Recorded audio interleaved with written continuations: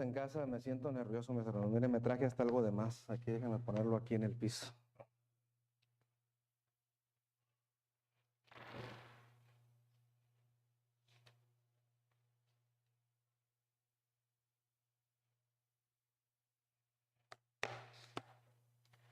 ¿Cómo están, mis hermanos? Bendecidos, gloria a Dios. Me da mucho gusto. Quiero comenzar expresando mi gratitud a Dios primeramente, porque reconozco que más que un privilegio, es una gran responsabilidad estar aquí delante de ustedes repitiendo su palabra. Así que gracias a Dios por eso. También quiero agradecer al pastor Modesto por haber puesto su confianza. Me honra con eso. También es algo muy difícil, hermanos. Se necesita de mucha oración poder prestar un púlpito. Así que gloria a Dios por eso. Gracias por honrarme, por permitirme abrir las escrituras con esta iglesia que también es mi casa. Dios los bendiga, mis hermanos. El título de nuestra predicación, mis hermanos, se llama ¿Dónde está el Dios de justicia?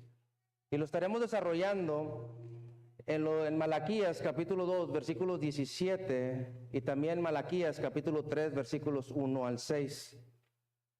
Pero solamente estaremos dando lectura a Malaquías capítulo 2, versículos 17.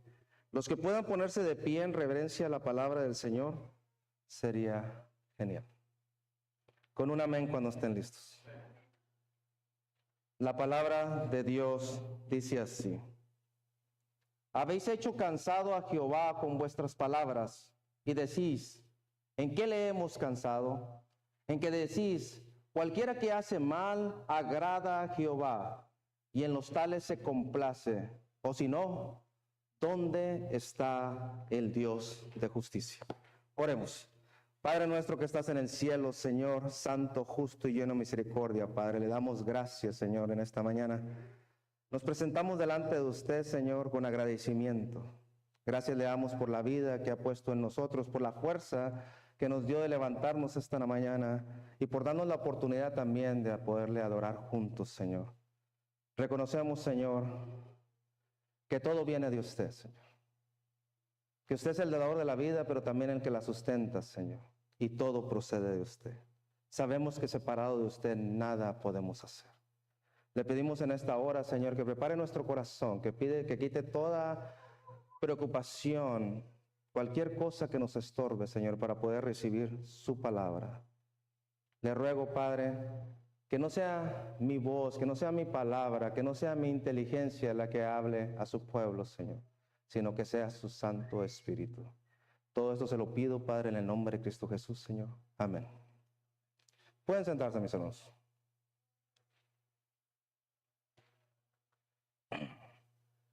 Mis hermanos, vivimos en un mundo profundamente marcado por la injusticia, donde los gobiernos son corruptos, los poderosos quedan impunes, las calles están llenas de violencia y el inocente sufre. Mujeres abandonadas, niños abusados, iglesias divididas, familias destruidas. Y en medio de todo, mis hermanos, surge una pregunta que se eleva al cielo con dolor y desesperanza. ¿Dónde está Dios? ¿Dónde? ¿Dónde está el Dios de justicia?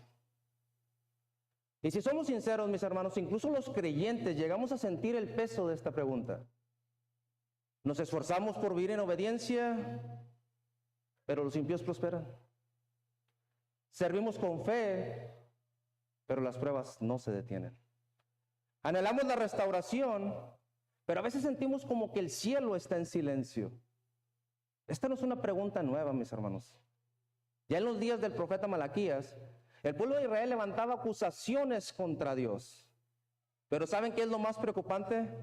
Que no eran los pueblos paganos quienes hacían esta pregunta, sino el mismo pueblo que decía ser de Dios. En medio de su religiosidad, comenzaron a vivir como si Dios no hiciera justicia, como si Dios no viera, como si Dios no viniera. Pero Malaquías, inspirado por el Espíritu Santo, se levanta con una palabra clara y poderosa. Dios viene y viene con justicia. Lo primero que vamos a ver, mis hermanos, es el pecado de cuestionar a Dios. Pero antes, déjame darte un poquito de contexto. El pueblo de Israel acababa de regresar del exilio de Babilonia. Ya habían reconstruido el templo y la ciudad, pero no veían el cumplimiento de todas las promesas gloriosas que los profetas habían anunciado. No veían la restauración completa. Seguían siendo un pueblo débil bajo dominio extranjero. Los líderes religiosos se habían corrompido, el culto estaba vacío, los matrimonios mezclados con idolatría, las ofrendas eran de lo peor. Y su corazón, mis hermanos, su corazón estaba simplemente lejos. Es en ese contexto que Malaquías es enviado por Dios para recordarles una verdad, mis hermanos. El Señor no ha cambiado, ellos sí. Y su misericordia, aunque grande, no es infinita. Lo que vamos a leer hoy es una de esas respuestas que Dios da cuando su pueblo cuestiona su justicia. Acompáñame a leer nuevamente Malaquías capítulo 2, versículo 17. La palabra de Dios dice así: habéis hecho cansar a Jehová con vuestras palabras y decís, ¿en qué te hemos cansado? En que decís, cualquiera que hace mal agrada a Jehová y en los tales se complace, o si no, ¿dónde está el Dios de justicia? Dios dice, me han cansado con sus palabras. Ahora esto, mis hermanos, no es que Dios literalmente se canse o se fatigue. Salmo 121 nos dice que Dios no se duerme ni se cansa en guardar a su pueblo. Este es un lenguaje antropomórfico, mis hermanos, que muestra que la paciencia de Dios está siendo puesta a prueba. Su misericordia es grande, pero el desprecio de su pueblo es cada día más ofensivo. En Romanos capítulo 15, versículo 5 nos dice que nuestro Señor es paciente, que Él es el Dios de la paciencia. Y en el ejercicio de este atributo, mis hermanos, que nace de su bondad, de su misericordia, Él soporta al malvado, mis hermanos. Él soporta al obstinado, a pesar de su desobediencia. Esa es la paciencia de Dios, mis hermanos. ¿Y saben cuál es la función de este atributo de Dios? Romanos capítulo 2, versículo 4 nos dice que la paciencia nos guía al arrepentimiento. Esa es la función, mis hermanos, la función de la paciencia. El Señor ha soportado la irremediable situación del pueblo de Israel. Instrucción tras instrucción, palabra tras palabra, profeta tras profeta. Y aún así, mis hermanos, ellos siguen en sus propios pecados. Pero ahora, mis hermanos, las gotas pecaminosas de sus incircuncisos corazones llenaron el vaso de la paciencia de Dios. Y era necesario, mis hermanos, que se desbordara. ¿Saben cuál es el común denominador del libro de Malaquías? Que los israelitas, mis hermanos, ignoraban su rebeldía, ignoraban su pecado. Ellos preguntan, Señor, ¿en qué te hemos cansado? Y lo que cansa al Señor en específico son sus propias palabras, dice el texto. En Malaquías capítulo 3, versículo 13, dice que estas palabras de los israelitas son violentas contra Dios. Mis hermanos, lo que irrita a Dios de su pueblo, de esta embajada aquí en la tierra, era que lo inculparon de maldad. Ellos le echan la culpa a Dios de la maldad en la tierra. Le atribuían al único Dios vivo y verdadero placer en aquellos que hacían lo malo y reclamaban una ausencia total de la justicia de Dios. En pocas palabras, mis hermanos, le decían a Dios en su cara, ¿eres injusto? No estás haciendo nada. ¿Alguna vez has pensado así? Dios, si tú tienes todo el poder, ¿por qué no haces algo? ¿Por qué hay tanta hambre en África? ¿Por qué está pasando esto en las calles de mi ciudad y en mi país? El trasfondo histórico de estas quejas, mis hermanos, era la triste, penosa situación que se insinuó en Malaquías capítulo 3, versículos 10 y 11, y también en Nehemías capítulo 5, versículos 1 al 5, donde se nos narra, mis hermanos, que hubo invasión de langostas, sequías, hambre y escasez. Pero incluso, mis hermanos, tuvieron que vender hasta sus propios hijos como esclavos. Eso es lo que estaba sucediendo en medio de Israel. Y para colmo, mis hermanos, por otro lado, el profeta Ageo había profetizado que una gloria mayor iba a haber este segundo templo. Pero ¿saben qué, mis hermanos? No sucedía nada. No pasaba nada. La pobreza se apoderó de sus mesas y el pensamiento que había en ellos era: el Señor se ha olvidado de nosotros. No ha cumplido sus promesas. Se ha olvidado de su pacto. Pero ¿saben qué, mis hermanos? Bajo este pensamiento había una idea repulsiva que nacía de sus corazones. Israel confiaba tanto en sus propias justicias que ellos se creían acreedores de las bendiciones de Dios. En su arrogancia, creían que Dios les debía algo y al no recibirlo, lo acusaban de injusto. Mis hermanos, ellos habían olvidado un principio fundamental del cristianismo. Dios es paciente, pero no es injusto. Cuando nos preguntamos por qué no hay justicia de Dios aquí en la tierra, mis hermanos, también tenemos que preguntarnos qué estamos haciendo tú y yo y esta iglesia para propiciar la justicia de Dios en la tierra. Recordemos que la iglesia tiene la función de impartir justicia a través del evangelio, siendo heraldos. Y es así como el evangelio imparte justicia, una justicia que viene de Cristo, mis hermanos. Y de esta manera, mis hermanos, de esta manera consolamos al lutado. Así ayudamos al huérfano, al extranjero, a las viudas, a los desamparados, a los necesitados. Pero sobre todo, mis hermanos, exaltamos la gloria de Cristo. Esto hacemos, mis hermanos, cuando impartimos justicia a través del evangelio. La lógica, mis hermanos, de los israelitas era esta. Y déjame decirte, con pesar y dolor, que muchos de nuestros hermanos en Cristo piensan igual. Si hago bien, Dios me tiene que bendecir. Si hago mal, Dios me tiene que castigar. Si los hombres hacen mal, Dios los tiene que castigar. Pero esta lógica está distorsionada, mis hermanos. En su caso, hablando de Israel, aún sus mejores obras eran como trapos de inmundicia delante de Dios. Isaías 64:6. Y muchas veces nosotros pensamos igual, mis hermanos, olvidando que esta mentalidad tergiversa la gracia de Dios. En realidad deberíamos de pensar al revés. Ando en obediencia no para que Dios me bendiga, sino porque Él ya me bendijo en Jesucristo. Esa es nuestra motivación, mis hermanos. En Malaquías capítulo 1, versículo 2, Dios mismo dice: yo os he amado. Eso debería haber sido más que suficiente para ese pueblo en andar en obediencia. Y también debe ser suficiente para nosotros. Déjame hacerte una pregunta. ¿En quién se complace Dios? Solamente en Jesucristo.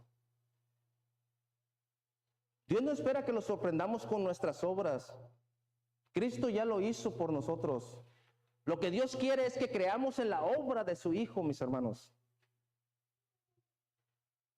Ahora bien, ¿has tenido envidia? ¿Has codiciado lo que tienen los malos? Este era el sentir de este pueblo, mis hermanos. Envidia, codicia, frustración. Y no solo entre los desobedientes, mis hermanos. Asaf lo confiesa en el Salmo 73. Él mismo dice: tuve envidia de los arrogantes, viendo la prosperidad de los impíos. Incluso los piadosos a veces podemos llegar a sentir eso, mis hermanos.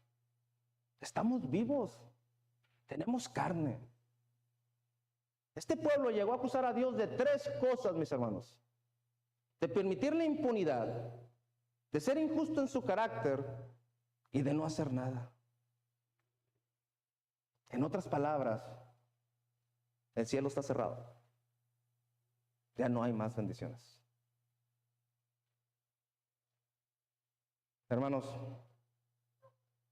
yo sé que no estamos libres de este tipo de pensamientos. A diario vemos cómo los impíos prosperan, los alimentos suben, la salud es casi inaccesible. Pero pregúntate, mi hermano, ¿dónde estabas tú hace 25 años? O quizás hace 20, o hace 10, o hace 5, o hace 1 año. ¿Dónde estabas tú sin Cristo? Estabas lejos, mi hermano, sin ciudadanía celestial. Pero hoy estás en Cristo. Así que digamos como el salmista, mi hermano: ¿a quién tengo yo en los cielos sino a ti? Y fuera de ti no deseo nada aquí en la tierra. Mi roca eres tú, mi Señor. Seamos pacientes, mis hermanos, como Dios fue paciente contigo cuando estabas perdido. Pedro dice que Dios es paciente, no queriendo que ninguno perezca, sino que todos procedan al arrepentimiento. Segunda de Pedro, capítulo 3, versículo 39. Pero déjame decirte algo importante. Si hay espacio, mis hermanos, para mostrar nuestras quejas y preocupaciones delante de Dios, pero con reverencia. Habacuc clamó: ¿hasta cuándo, Señor, harás justicia? Y en Apocalipsis capítulo 6, versículo 10, los mártires claman: ¿hasta cuándo, Señor santo y verdadero, no juzgas y venga nuestra sangre en los que moran en la tierra? Pero hay una diferencia, mis hermanos. Israel se quejaba de forma irreverente y hasta atribuían pecado a Dios. Ahí está la diferencia, mis hermanos. El pueblo preguntó con sarcasmo: ¿dónde está el Dios de justicia? Pero lo que no sabían, mis hermanos, era que Dios mismo respondería esa pregunta, y lo haría en persona. Dios no solo promete que vendrá, Él vendrá como juez y como redentor. Lo siguiente que vamos a ver, mis hermanos, es: Dios vendrá, pero comenzará limpiando su casa. Acompáñame a leer Malaquías capítulo 3, versículos 1 al 4. Malaquías capítulo 3, versículos 1 al 4. Dice: he aquí yo envío mi mensajero, el cual preparará el camino delante de mí, y vendré súbitamente a su templo el Señor a quien vosotros buscáis, y al ángel del pacto a quien deseáis vosotros. He aquí viene, ha dicho Jehová de los ejércitos. ¿Y quién podrá soportar el tiempo de su venida? ¿O quién podrá estar en pie cuando Él se manifieste? Porque Él es como el fuego purificador y como jabón de lavadores. Y se sentará para afinar y limpiar la plata, porque limpiará a los hijos de Leví, los afinará como a oro y como a plata, y traerán a Jehová ofrenda en justicia. Y será grata a Jehová la ofrenda de Judá y de Jerusalén, como en los días pasados y como en los años antiguos. ¿Cuál fue la respuesta de Dios, mis hermanos? No fue dar explicaciones, fue una promesa. Versículo 1 dice: he aquí yo envío mi mensajero, el cual preparará camino delante de mí. Sabemos quién es ese mensajero: Juan el Bautista. Él fue enviado para preparar el camino del Señor, llamando al arrepentimiento y preparando los corazones para la llegada del gran rey. Así como en la antigüedad, los reyes enviaban mensajeros para revisar los caminos antes de su llegada, así también Dios enviaría a Juan para preparar el camino de los corazones. Juan enderezaría sendas torcidas, exhortando y clamando: conviértanse, arrepiéntanse, que todo obstáculo sea quitado para la gracia, por medio de la gracia de Dios. ¿Y saben quién venía detrás de él, mis hermanos? El mismo Dios Parte B del versículo 1. Y vendré súbitamente a su templo el Señor a quien vosotros buscáis, y el ángel del pacto a quien deseáis vosotros. Esta es una declaración impactante, mis hermanos. Dios mismo vendría y lo haría súbitamente, de forma inesperada. Vendría a su templo como el ángel del pacto, una figura divina que ya había aparecido a Abraham, a Moisés y a otros, que en Isaías capítulo 63, versículo 9, lo llama el ángel salvador, que los amó y los redimió. Ahora este mismo ángel se encarnaría, Jesús, el verbo hecho carne. Pero pregúntate, ¿estaban ellos realmente preparados para esta visita? Versículo 2. ¿Y quién podrá soportar el tiempo de su venida? ¿O quién podrá estar en pie cuando Él se manifieste?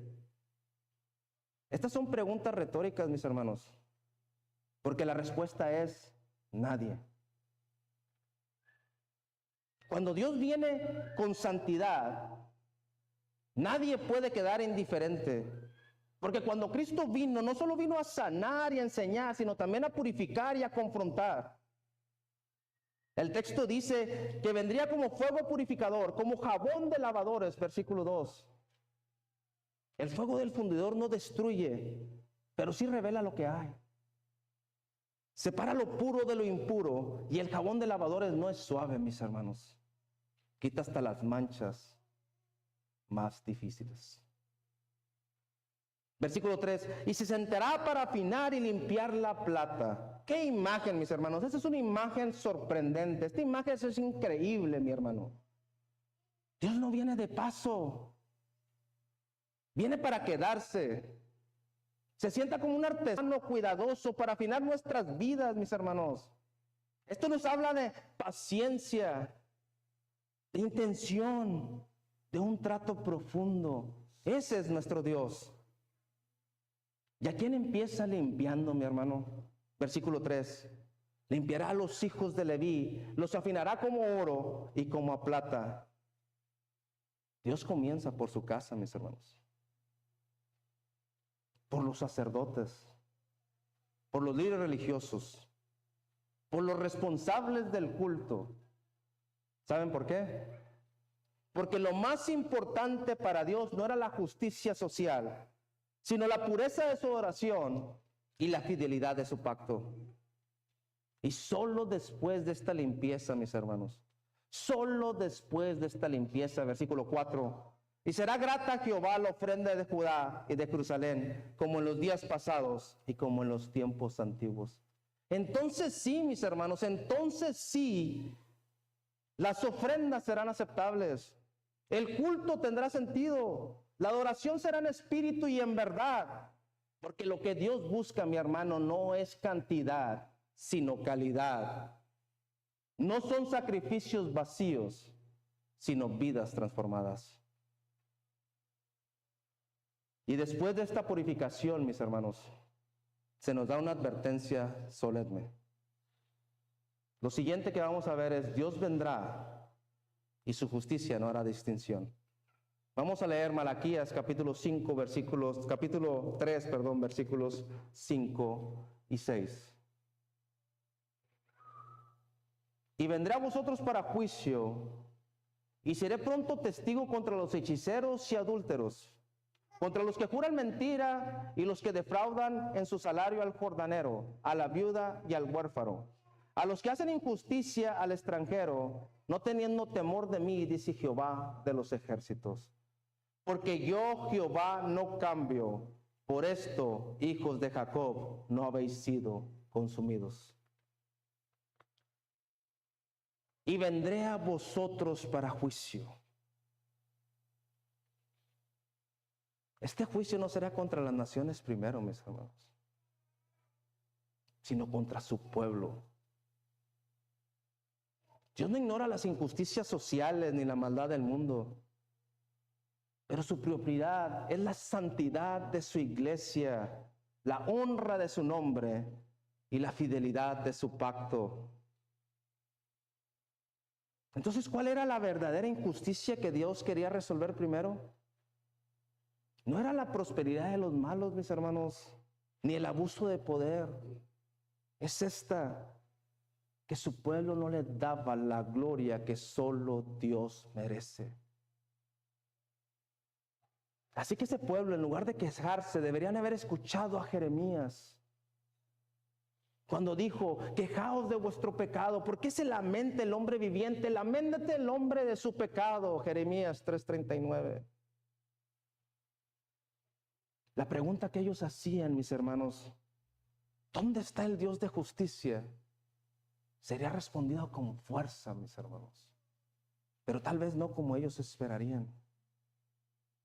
Porque en este juicio, mis hermanos, Dios no solo va a confrontar a los impíos, a los que están allá afuera, sino también examinará a los que están aquí adentro. No hay doble vara, mis hermanos. No hay favoritismo. Fíjate la forma de cómo Dios lo dice: vendré a vosotros para juicio. Él vendrá a juzgar a todos. No dice a ellos, sino a vosotros. El juicio comienza por la casa de Dios. El Señor se describe a sí mismo como un testigo pronto. Una figura judicial que no necesita investigar para saber la verdad, pues Él conoce los corazones. ¿A quiénes juzgará Dios, mis hermanos? Malaquías menciona 7 grupos de personas. Todos representan distorsiones graves del pacto, pecados que habían contaminado la nación. Hechiceros, aquellos que buscan poder espiritual fuera de Dios. Adúlteros, quienes violan la fidelidad del pacto matrimonial, símbolo también de la infidelidad espiritual. Los que juran mentira, gente que usa el nombre de Dios en vano, que promete, miente y manipula. Los que defraudan al jornalero, personas que oprimen al trabajador, que se aprovechan de su necesidad. Los que oprimen a la viuda y al huérfano, los más vulnerables de la sociedad, sin protección legal ni económica.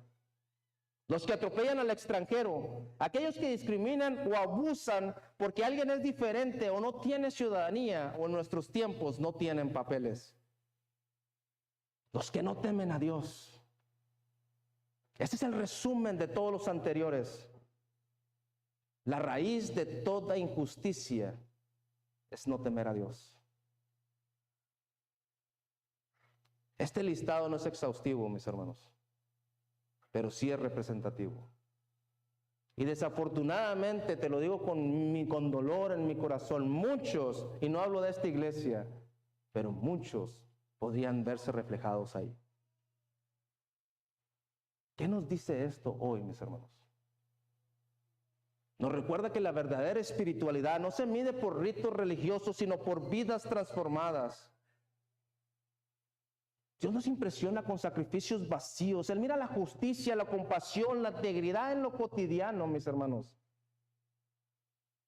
¿Cómo tratamos a los demás?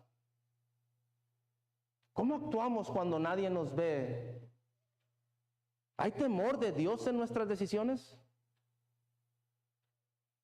Hoy también hay muchos, mis hermanos, que claman por justicia y le dicen: Señor, ven pronto y arregla este mundo.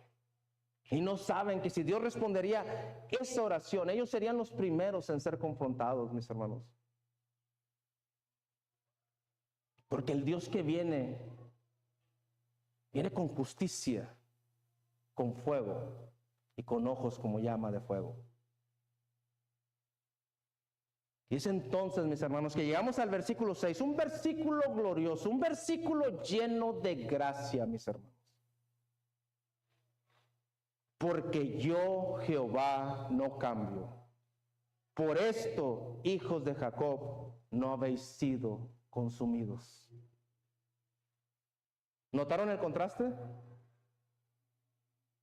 Dios es un juez justo, pero también es fiel a sus promesas. Él no cambia, mis hermanos, y esto por lo menos significa 2 cosas. Su juicio es seguro y justo, no se corrompe, no se cansa, ni se le pasa nada por alto. y su misericordia también es firme. Y por eso, mis hermanos, solamente por eso no hemos sido confundidos, no hemos sido consumidos. El pueblo había fallado, mis hermanos, pero Dios permanecía firme y fiel a su pacto. Su carácter es el ancla de nuestra esperanza. Si no fuera por la fidelidad de Dios, mis hermanos, no habría esperanza para ninguno de nosotros. Él no cambia, mis hermanos. Y eso significa que su promesa de redención en Cristo permanece firme.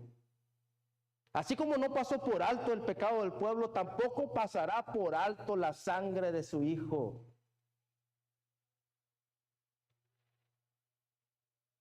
Hermanos, ¿estamos esperando que Dios venga con justicia? Porque si es así, y aunque no lo fuera, debemos examinarnos primero.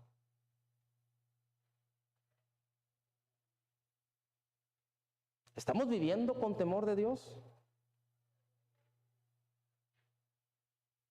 ¿Nuestra vida refleja el carácter del Dios que decimos servir? Dios vendrá, mis hermanos, no ha cambiado. Él juzgará con rectitud, pero también salvará con poder a todos los que confíen en Él, mis hermanos. Por eso hoy es tiempo de arrepentimiento, tiempo de reverencia, tiempo de volver a Él. Para concluir, quiero decirte que el Dios que viene aún nos da una oportunidad. Desde el inicio de este pasaje, Dios ha respondido con firmeza a la queja de su pueblo. ¿Dónde está el Dios de justicia? Él viene, Él se acerca, Él interviene. Pero ese Dios que viene, no viene como nosotros esperaríamos. Él no viene solo a juzgar a los malos, viene a purificar a su propio pueblo, a refinar con fuego, a limpiar con jabón, a separar lo falso de lo genuino. Y cuando eso ocurre, mi hermano, cuando eso ocurre, el culto cobra sentido. El corazón vuelve a temblar ante su presencia y su pueblo ahora purificado ofrece sacrificios agradables a Él. Después de esto, mi hermano, Él vendrá también con juicio, pero no uno parcial, no uno manipulado. Su juicio será recto, justo y santo. Él no hará distinción. Confrontará todo pecado, sea espiritual, moral o social. Lo que muchos hacen en secreto, Él los pondrá en la luz. Y sin embargo, mis hermanos, sin embargo, al llegar al final de este pasaje, encontramos una esperanza sorprendente. Porque yo, Jehová, no cambio. Por esto, hijos de Jacob, no habéis sido consumidos. Este versículo podría ser el resumen de toda nuestra historia. Si aún estamos de pie, si aún respiramos, si aún tenemos esperanza, si aún servimos con fe, es porque Dios no cambia, mis hermanos. Su fidelidad es mayor que nuestra inconstancia. Su pacto es más firme que nuestras promesas quebrantadas. Y esa fidelidad se manifestó de forma suprema en Jesucristo. Porque el mensajero del pacto del que hablaba Malaquías vino, mis hermanos, y no vino a destruir, sino a salvar. Él fue el quien llevó el juicio que merecíamos. Él pasó por el castigo del fuego divino para que nosotros fuéramos purificados. En la cruz, mis hermanos, en la cruz, la justicia de Dios y su misericordia se abrazaron. Y ahora por medio de Él podemos ser aceptados, transformados y perdonados. ¿Dónde está el Dios de justicia? La respuesta es esta: está en Cristo. Él vino, Él vendrá otra vez. Y ahora mismo Él está aquí, llamando a su pueblo a volverse a Él, a purificarse, a vivir con temor reverente y a servirle con un corazón sincero. Mis hermanos, El clamor del pueblo fue este: ¿dónde está el Dios de justicia?